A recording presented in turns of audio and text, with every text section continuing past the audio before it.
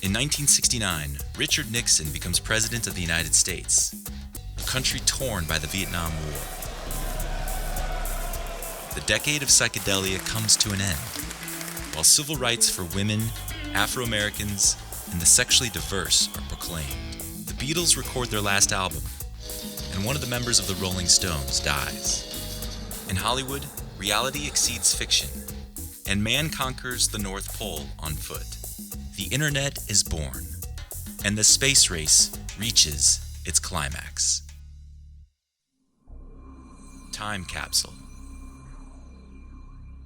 1969.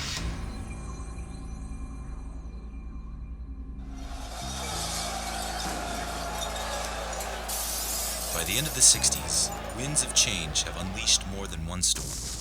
Dr. Martin Luther King Jr., Malcolm X, John and Robert Kennedy, Che Guevara, and many more have been killed during the decade.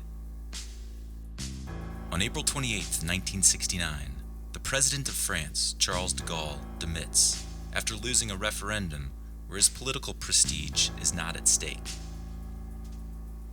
In 3 previous popular referendums, he bypassed politicians, elected parliament, and won. But this time, he is defeated, and true to his word, presents his resignation. The year before his resignation, a strong social unrest in students, workers, and laborers, overwhelmed by tedium, authoritarianism, hierarchies, and reigning conservatism, gives rise to the famous May 1968 events in France. Realizing the failure of the anti-riot forces, de Gaulle cleverly dissolves the cabinet, led by his Prime Minister, Georges Pompidou, and calls for parliament elections. On June 30th, 1968, the French cast their vote, and de Gaulle achieves a resounding victory due to an alliance between his followers, right-wing forces, and by invoking the specter of communism, anti-nationalism, and the power of agitators. De Gaulle's victory, just a month after the enormous political and social crisis, shows that May of '68 was a social revolution more than a political one. It brought about important cultural, social, and moral changes. On November 9th, 1970, de Gaulle dies in his sleep. He is remembered for having defeated the Nazi terror and for the class and elegance exhibited when he retires from politics. On April 17, 1969, the secretary of the Czechoslovakia Communist Party, Alexander Dubček, is ousted from office. Dubček is the reformist leader who from January 5th to August 20th, 1968, during the Cold War, carried out a period of political liberalization known as the Prague Spring. As creator of the project, Socialism with a Human Face, Dubček tries to reduce totalitarianism within the party and allows its members to act according to their conscience. He gives them freedom to reject any state policy and allows ordinary citizens to openly criticize the government. He also eliminates the censorship of newspapers, which the press plays to their advantage by reporting cases of corruption and abuse of power. He also supports a multi-party system. Russians feel threatened by these measures and brand them as capitalistic, in order to stop the Czechs and Slovaks from moving away from their control. On the night of August 20th, 1968, the Warsaw Pact countries invade Czechoslovakia with more than 200,000 troops and 2,000 tanks. Inevitably, in April 1969, Dubček is forced to resign as first secretary, and in 1970 is expelled from the Communist Party and made a forestry official in Bratislava. The Prague Spring ends, and Czechoslovakia recedes into a harsh winter.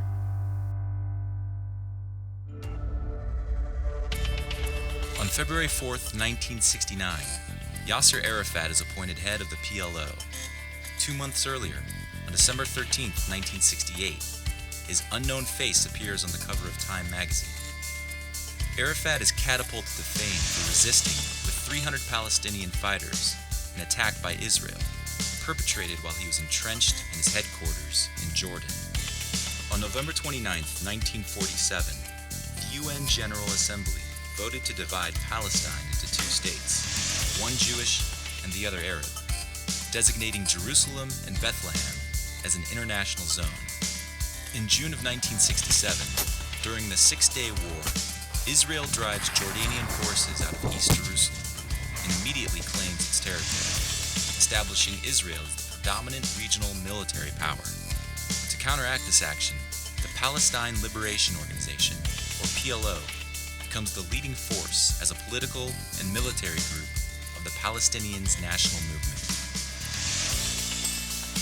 Arafat dies in France in 2004 without seeing the peace that many believe he did not seek.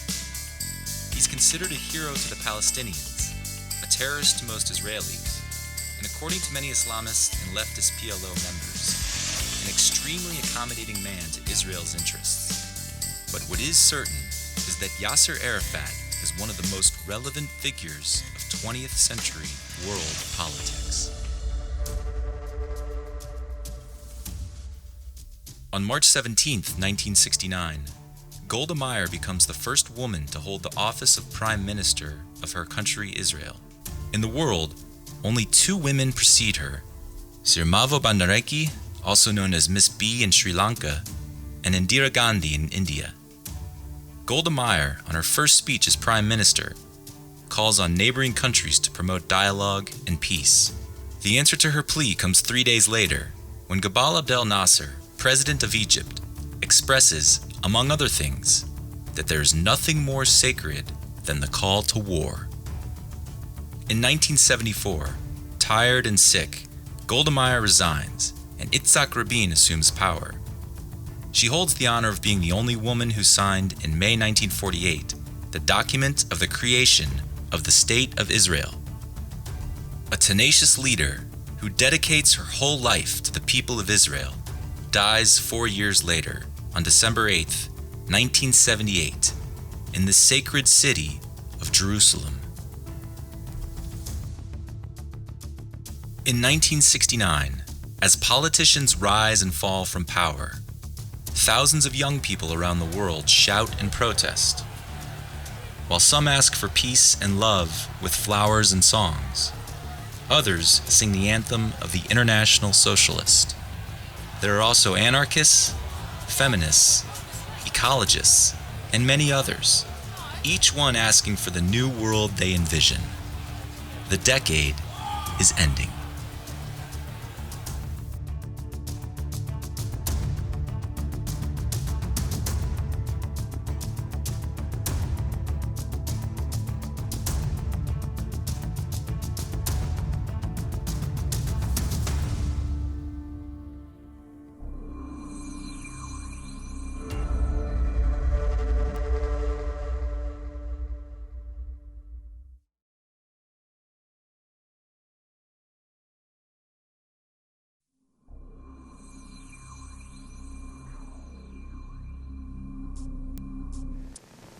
I know America's youth.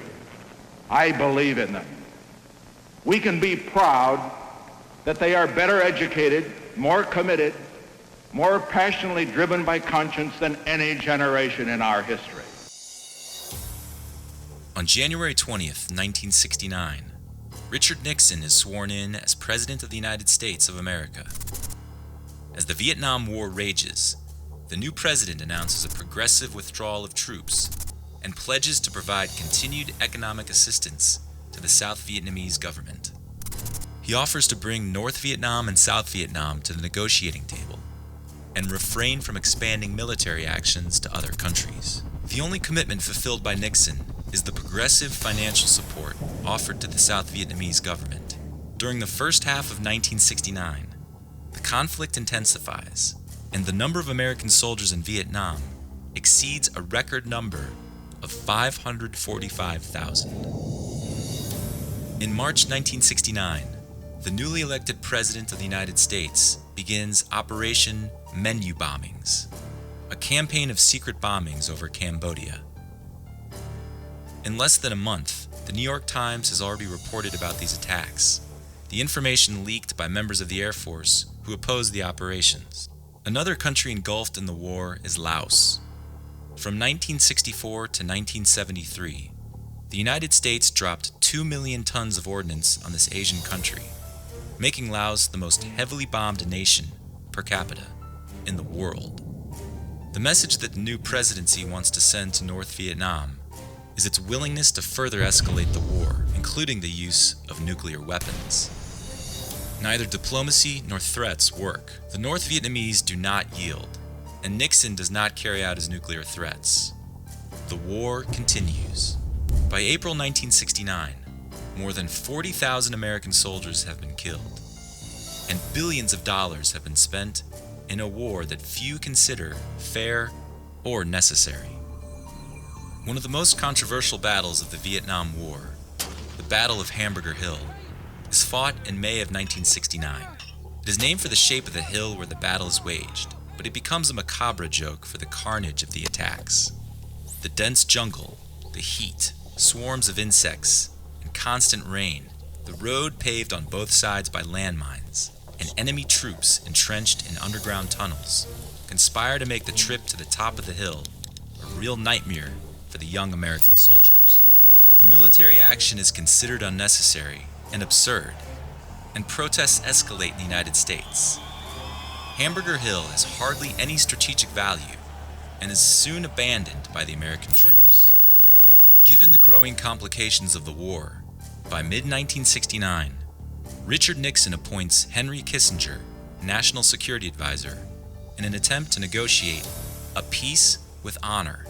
On August 4th, 1969, the first secret conversations between Henry Kissinger and Xuan Thuy, head of the North Vietnamese delegation, begin in Paris. Peace is finally achieved in 1973.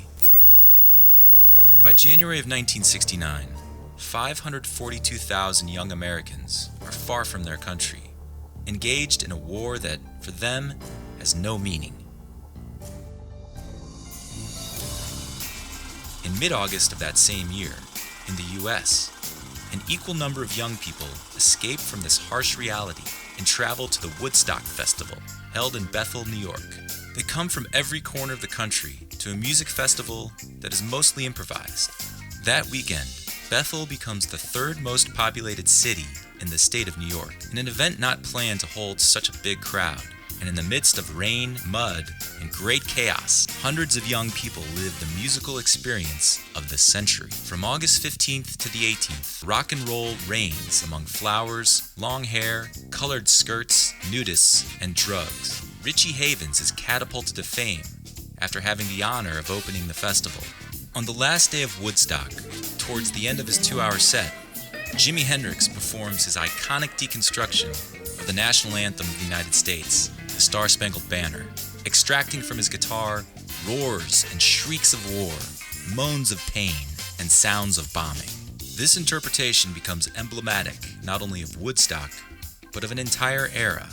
A year later, in 1970, Hendrix, Woodstock's hero, on the verge of finalizing his last album, leaves the world stage when he dies, unexpectedly, in England. Although tickets for the 3-day festival cost $18, the chaos is such that many young people get in without paying, and in the spirit of spontaneity of the concert, the festival ends Monday the 18th instead of Sunday the 17th. The governor of New York, Nelson Rockefeller, declares the farm area disaster zone. 3 deaths occur at Woodstock, and 2 births are reported, even though none is registered in the festival's medical tent. Rolling Stone magazine declares that the Woodstock Festival expands the spirit of a generation. Peace and love are the words. On September 2nd, in North Vietnam, Ho Chi Minh dies. Poet, politician, and soldier, his name is synonymous with Vietnamese communism. Uncle Ho, as his followers know him, is the founder of the Revolutionary Youth of Vietnam. In 1941, he founds the Viet Minh, a national independence coalition led primarily by communists, and in 1945, he establishes the Democratic Republic of Vietnam. Under his leadership, the Viet Minh resist and defeat the French and Japanese governments, and actively participate in both the Second World War and the Vietnam War. Ho Chi Minh dies without seeing the reunification for which he struggled so much to achieve. On October 15th, 1969, the moratorium to end the war in Vietnam is held with peaceful demonstrations throughout the world. Across the United States, more than 2 million citizens join in protest. That October 15th is remembered as the day when the largest number of people gathered in North America for a common cause. A month later, on November 15th, 1969, more than 500,000 people march in Washington, and thousands sing in one voice John Lennon's "All We Are Saying Is Give Peace a Chance."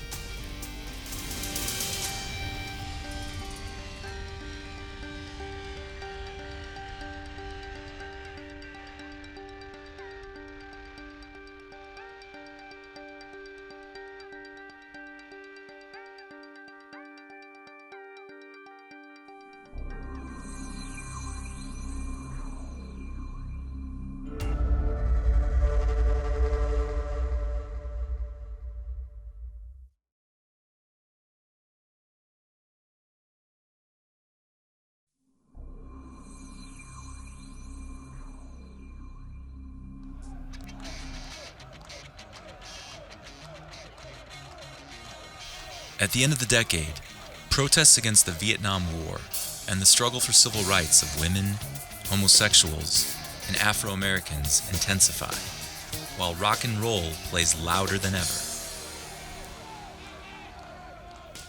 Imagine a world without Lennon. In 1969, John Lennon is ending a fruitful period with the Four of Liverpool and starting on his own path. More than a pop singer or a great artist, John Lennon embodies the evolution of a great movement that longs for peace and social justice. On March 21st, 1969, John Lennon and Yoko Ono are married. The most controversial wedding of the pop scene was celebrated in Gibraltar. The ceremony lasts less than 10 minutes, and, as usual, John is wearing his mythical round glasses, and Yoko her famous sunglasses that cover half her face. 5 days later, they travel to Amsterdam for their honeymoon, where they hole up in the presidential suite at the Hilton Hotel. Lying in bed, covered with white sheets, surrounded by flowers, and 2 signs that read, "Hairpiece" and "Bedpiece," they welcome the press and declare, "We're going to stay in bed for 7 days, sort of, instead of having a private honeymoon.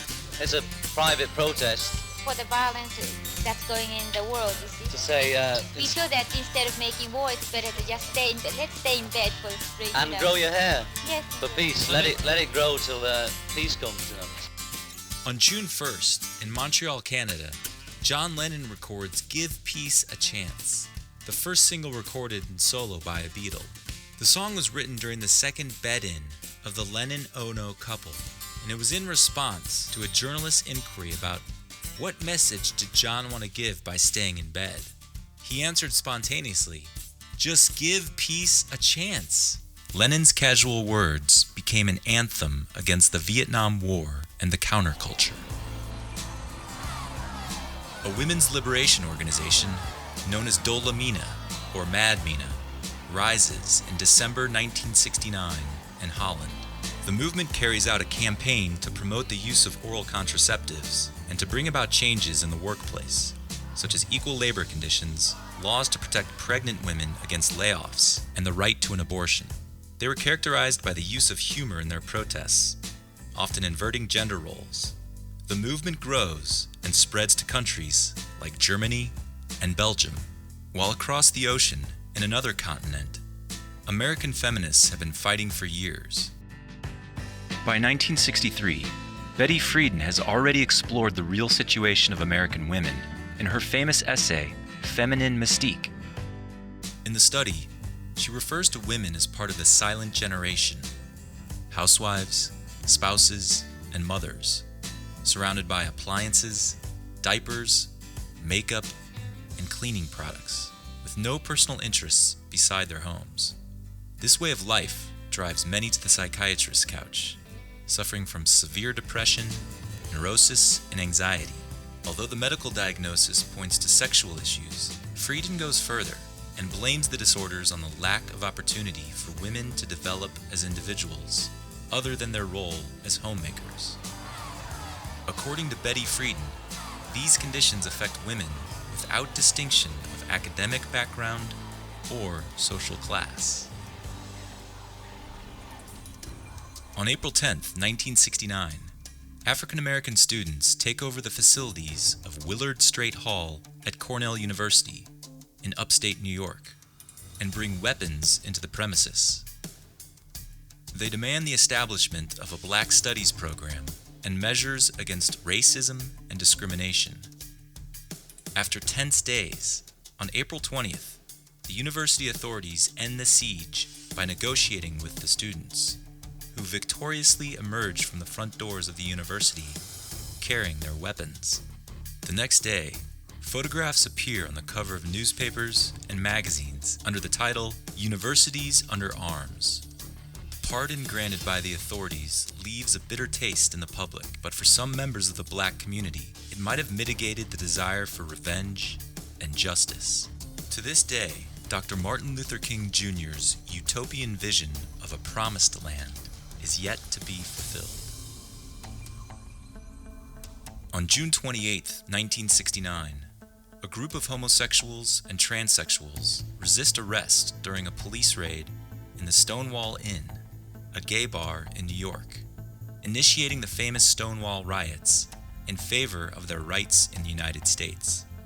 This day is taken to celebrate Gay Pride Day throughout the world. The movement advocates for the decriminalization of homosexuality, gay marriage, and their right to legally adopt children.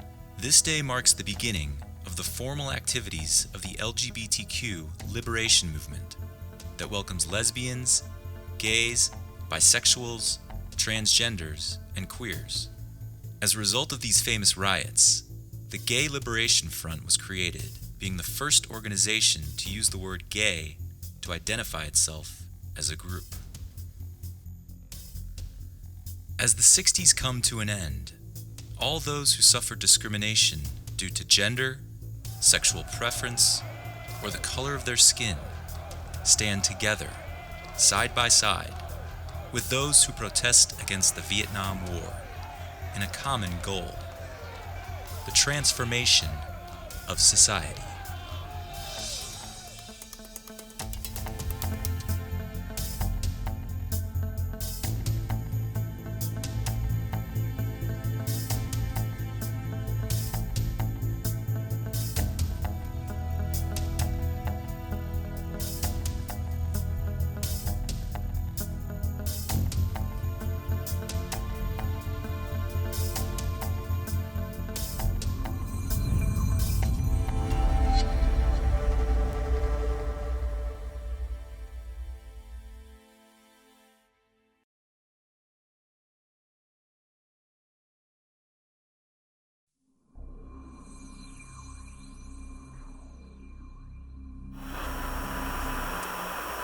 It's one small step for man, one giant leap for mankind. July 20th, 1969. Man conquers the moon. On July 16th, the Apollo 11 mission is launched from Cape Canaveral, Florida, and after 4 days and 6 hours, 2 astronauts land on the surface of the moon, marking one of the most significant moments of the 20th century. The heroes of the mission are Neil Armstrong, Commander-in-Chief, Edwin Buzz Aldrin, pilot of the lunar module Eagle, and Michael Collins, pilot of the command module Columbia. In 2018, astronaut Buzz Aldrin recalled how relatively simple it was to reach the moon. We wore special suits, but in essence, we kind of just boarded the rocket, pressed the requisite buttons, and we were there. For Aldrin, all the merit should go to the NASA scientists, led at the time by the engineer George Muller, who did the hard work. However, not everything was so simple. Once the lunar module Eagle disengages from the Columbia, the astronauts prove their skills and professional knowledge. They avoid the designated landing site, a crater full of rocks that would have damaged the module, jeopardizing their safe return back home. Armstrong skillfully maneuvers the module, changes course and lands on a clear area of the moon called the Sea of Tranquility. Tranquility Base here. The Eagle has landed. October 4th, 1957 marks the beginning of the space race. That day, the Soviet Union succeeds in launching into space the first artificial satellite in the history of mankind, the Sputnik 1. The news of the launching quickly spreads across the world. The New York Stock Exchange crashes, and the New York Times claims that the satellite places the world on a race for survival. President Kennedy becomes the new occupant of the White House in 1960, and by April 1961, after Yuri Gagarin reaches space, the Soviet Union is clearly ahead in the space race. The same month, and after the Bay of Pigs fiasco in Cuba, Kennedy stands before Congress and delivers a message. I believe this nation should commit itself to achieving the goal before the decade is out of landing a man on the moon and returning him safely to the Earth. Even after his assassination in 1963, his words are not forgotten, and by 1967, there are more than 400,000 people working for NASA. The tension provoked by Kennedy's proposed deadline was immense, but the United States manages to meet the challenge and puts a man on the moon before the decade ends. Even though President Kennedy himself was not there to witness the feat, on July 20th, 1969, almost 600 million people watched on their television sets as the first man walked floating on the lunar surface.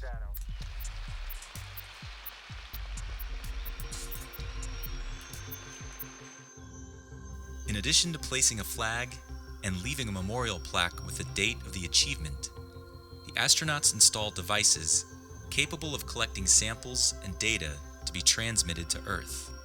They set up a nuclear particles detector and deployed the solar wind composition experiment developed in Switzerland to study the solar wind. When they return, the crew brings back lunar material that weighs 49 pounds on the moon and 295 pounds on Earth. The guidance computer used on the Apollo 11 mission lacks usability and preemptive multitasking. So, to perform each operation, the astronauts have to enter commands that combine numbers and verbs while repeating these commands out loud so Houston can follow the operation. The technology used by the microchip processor on the spaceship that took the man to the moon could be compared to the technology used in a portable calculator. Astronauts in space find themselves in a completely different reality, one where the sun rises and sets every 90 minutes, and they're exposed to intense glare and solar winds charged with radiation. The astronauts train their muscles for microgravity in an aircraft built to offer the experience of zero gravity. They learn fine motor skills to manipulate, among other things, robotic arms using heavy and bulky gloves on their hands. They exercise by swimming and lifting weights, strengthening their abdominal and back muscles so they can turn, bend, lift, and transport large objects, and carry the approximately 280 pounds of a spacesuit. On July 22, 1969, the astronauts leave the lunar module, board the Columbia, and begin their trip back home. The Eagle is dropped on the moon and becomes scrap on its surface. Astronauts still have to overcome Earth's atmosphere, one of the most dangerous moments of the entire mission. 2 days later, on July 24th, 3 red dots are seen floating in the Pacific Ocean, the Command Columbia module returning safely to Earth. The astronauts are rescued by the USS Hornet aircraft carrier. NASA breathes a sigh of relief. The mission has concluded successfully.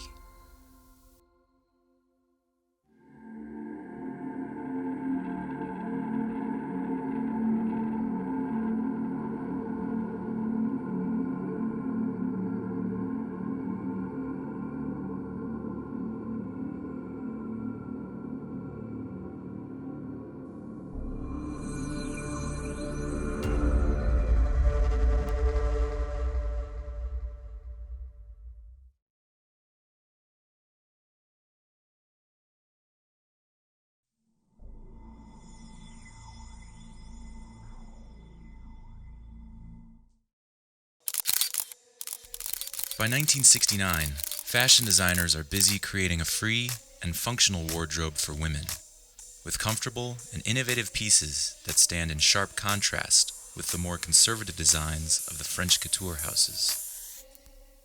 Unisex fashion is here. Long-haired men wear bell-bottom pants with high platform shoes, while short-haired women, Twiggy style, flaunt miniskirts with flat go-go patent boots. Yves Saint Laurent shakes classic couture with his female tuxedo, Les Smoking, a bold alternative to the little black dress, at a time when few public establishments allow women to enter wearing pants. The pantyhose becomes the latest trend, putting an end to the garter belt that made quite impossible the use of miniskirts. See-through tops and the monokini grow in popularity. Both Mary Quant in London and Courrèges in France claim the creation of the miniskirt as theirs. Mid-thigh or higher, and worn with very loose belts that reflect the free spirit of the decade, miniskirts are favored by females of all shapes, not just thin women with long legs. In response to the miniskirt, the maxi skirt appears in the fashion scene. Coats and dresses go down to the ankles, giving women freedom to show off their legs, or not.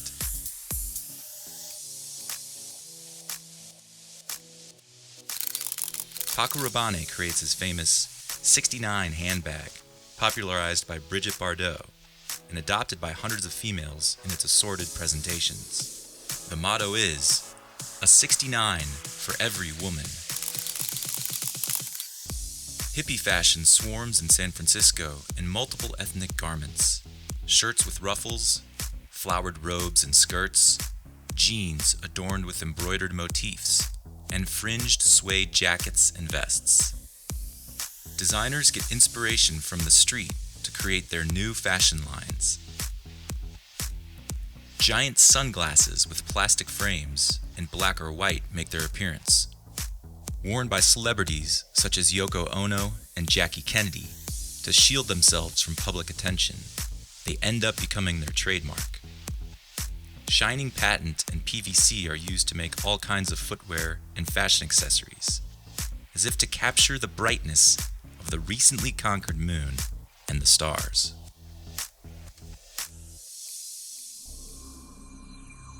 On January 30th, 1969, the Beatles give an improvised performance on the roof of Apple Records in London.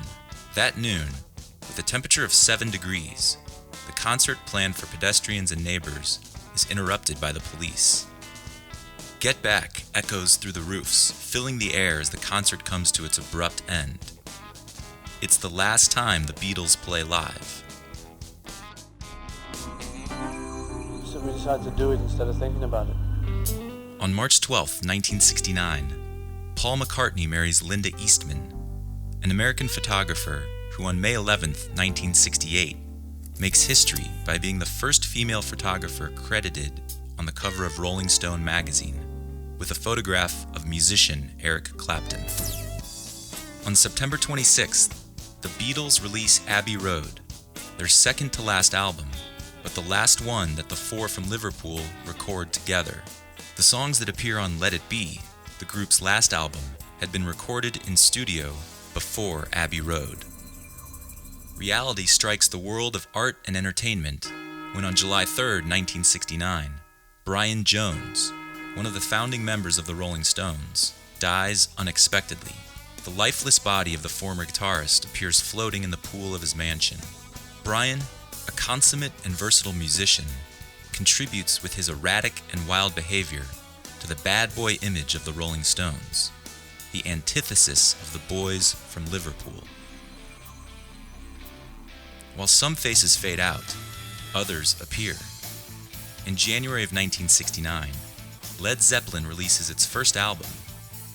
Whereas the Beatles dominate the decade of the 60s, Led Zeppelin, after its appearance in 1969, swiftly climbs the ladder to heaven and takes over the rock scene throughout the 70s. On April 14, 1969, the 41st edition of the Oscars takes place in Los Angeles. At that event, Stanley Kubrick is nominated as Best Director for his feature film 2001: A Space Odyssey. The film features elaborate designs of spacecrafts and visual effects, created both mechanically and by computer, and never before seen in the history of cinema. 2001: A Space Odyssey paved the way for science fiction hit movies, such as the Star Wars saga. In 1969, John Wayne stars in the movie True Grit, a role that would give him his only Oscar award for Best Actor. Mario Puzo publishes his novel The Godfather and shakes the literary world by presenting for the first time a look at the Mafia from the inside, as a community in itself, with rules and a culture of its own, accepted far beyond its circle. It tells the story of the Corleone family, centered on Vito, the patriarch of an empire dedicated to the Mafia. The novel remains on the New York Times bestseller list for 67 weeks and is brought to the big screen in 1972 under the same title by Francis Ford Coppola. It serves as inspiration in 1999 for the TV saga The Sopranos.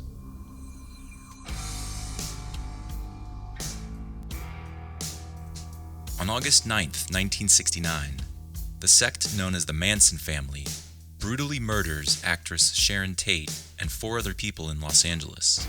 The 26-year-old actress and wife of film director Roman Polanski is with friends when the self-proclaimed family breaks into her home to conduct the massacre. The next morning, the housekeeper finds the horrific crime scene. Sharon Tate, 8 months pregnant, is stabbed 16 times, 5 of them fatally. The actress is buried with her baby son in her arms. The news shakes Hollywood like an earthquake. Some artists flee the city, others carry guns. A Beverly Hills shop sells 200 weapons in 2 days, and all the locksmiths are booked. The age of peace and love has died by the hands of Charles Manson. Years later, he will be known as the man who killed the 60s. The decade ends.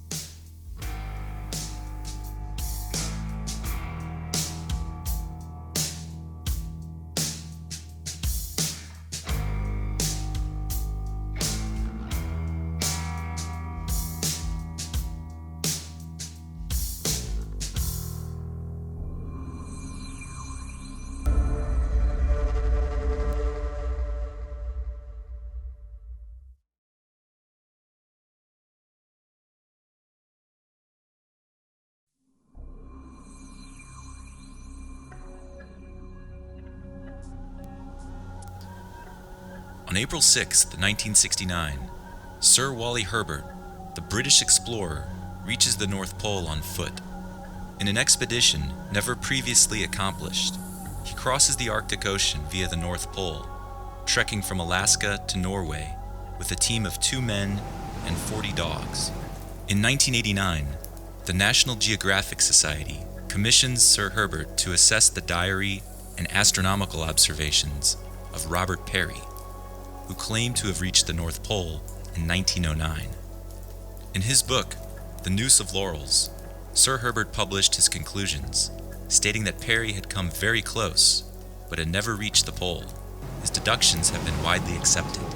Sir Wally Herbert is one of the first artists to draw the frozen landscapes of the North Pole.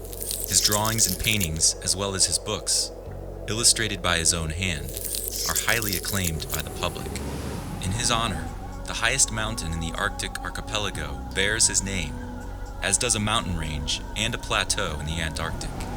In 2000, he was knighted for his many polar achievements, but Sir Wally Herbert carves his place in history when in 1969, after traveling for 16 months and covering 3,728 miles, becomes the first man to walk undisputed to the North Pole. A giant is born, and it flies. On February 9, 1969, the Jumbo 747 makes its first test flight. At the end of the decade, the ever-increasing demand for intercontinental flights makes the Boeing 707, with a passenger capacity of 190 seats and a flight autonomy of nearly 3,000 miles, obsolete. The new 747 carries up to 524 passengers and doubles the 707's flight range. The construction of this aviation giant requires requires an assembly plant big enough to contain it. And for this purpose, Boeing builds its facility at Everett in Washington State, which continues to be the biggest enclosed building in the world. In 2005, after 36 years of dominance, the Jumbo 747 is challenged by the Airbus A380, a four-engine jumbo jet that becomes the largest passenger aircraft in operation. On March 2, 1969, the Concorde, a supersonic aircraft, the fastest in commercial aviation, makes its first test flight. In October of the same year, it breaks the sound barrier for the first time. Two prototypes were built, one in Toulouse, France, and the other in Bristol, England. Concorde, in both French and English, means agreement, a perfect name for an airplane built in a joint project between England and France, two countries with a long-standing rivalry. Of the 20 aircrafts manufactured, 7 are managed by Air France, 7 by British Airways, and 6 never left the ground. The Concorde was the first aircraft controlled by a computer, something common in the 21st century, but unthinkable at the time. Noise pollution and high maintenance costs make the Concorde unfeasible, and on October 24th, 2003, it makes its last commercial flight. In 1969, Ford and Chevrolet's racehorses, the Mustang and the Camaro respectively, compete like every year in the Trans-American Sedan Championship, a Grand Tour car race held in the United States. Throughout the 60s, both vehicles struggled to win the heart of sports car fans. Mustang fans insist that their car is the king of the road and criticize, among other things, the suspension system of its rival. Camaro followers claim that the Mustang is just bells and whistles. After 6 generations, the Camaro and the Mustang are still on the road.